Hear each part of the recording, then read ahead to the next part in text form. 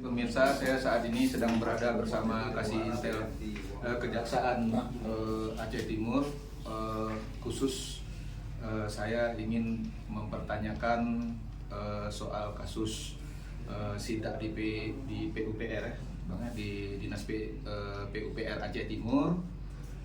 Kebetulan waktu itu sudah ditahan sekitar 6 orang tersangka terkait dugaan korupsi pembangunan jalan di Aceh Timur. Nah, saat ini kami ingin mempertanyakan kenapa hanya yang 6 orang itu aja Bang yang saat ini ditetapkan sebagai tersangka, sedangkan ada isunya, ada pihak yang lebih besar lagi di balik kasus ini. Itu dugaannya seperti itu, gimana Bang? Penetapan tersangka itu prinsipnya berdasarkan 2 alat bukti. Jadi ketika penyidik menemukan 2 alat bukti yang cukup untuk seseorang tertetapkan sebagai tersangka, maka orang tersebut dapat ditetapkan atau dikasih status sebagai tersangka. Ya. Nah, kalau bukti yang nggak cukup, maka kita nggak bisa tetapkan sebagai tersangka. Kesannya asal-asalan kan, kita menetapkan tersangka itu udah kita ambil kemerdekaan orang kan gitu kan. Harus hati-hati.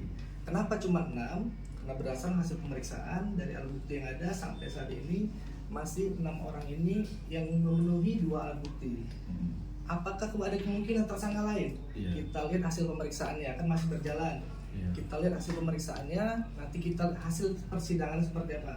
Kalau memang ada tersangka lain dalam perkara ini, saya yakin penyidik akan menentukan nanti tersangka lainnya. Kalau yang sudah terlihat? Kalau yang sekarang ini 6 orang ini 2 alat bukti sudah cukup, makanya kita tetapkan sebagai tersangka. Betul.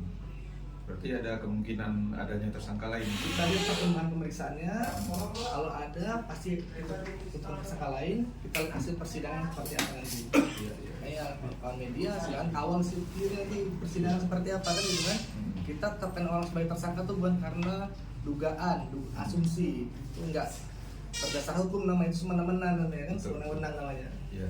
Jadi gini Pak, itu kan yang kena kemarin kalau nggak salah PPDK-nya. Terus atasan-atasannya dia apa tidak bertanggung jawab terhadap kasus itu. Nah, kalau masalah perkara kan yang teken misalnya atasannya seperti itu. Ya, berarti itu kita udah masuk pokok perkaranya. Iya. Nah, pokok perkaranya kita belum bisa sampaikan karena perkara masih berjalan. Iya. Nah, nanti lihat perkembangannya seperti apa. Siapa yang teken tantangan kan kita penyidik yang tahu, bukan kita kan gitu, kita hanya berasumsi yang tantangan si A, si B. Betul. Faktanya kan ada di penyidik, buktinya ada di penyidik, barang bukti ada di penyidik semuanya. Makanya penyidik yakin dan kuat bahwa ke-6 orang ini adalah pelaku dari tindak pidana korupsi. Iya. Jadi sekarang ini tahapannya apa aja, Bang? Sekarang ini udah masukin tahapan penyidikan penetapan tersangka. Tersangka. Kita para tersangka ini ditahan di rutan jadi ya selama 20 hari. Nanti kalau misalnya masih butuh waktu pemeriksaan akan kita perpanjang sampai nanti berkas perkaranya dinyatakan lengkap oleh penuntut umum. Jadi di dalam perkara ini, dalam kasus ini apa masih ada orang lain yang ditarget? Kalau bicara di target, kita nggak mentarget orang. Kalau mentarget itu namanya kita udah ada rasa kebencian ya, nggak suka kan. Tapi kita berdasarkan fakta, berdasarkan hasil pemeriksaan. Nggak, maksudnya keterlibatan orang lain. Keterlibatan kita tunggu perkembangan penyidikannya. Iya. Nggak bisa kita bilang sekarang, masih berjalan ya. Oke. Itu aja. Ya, makasih.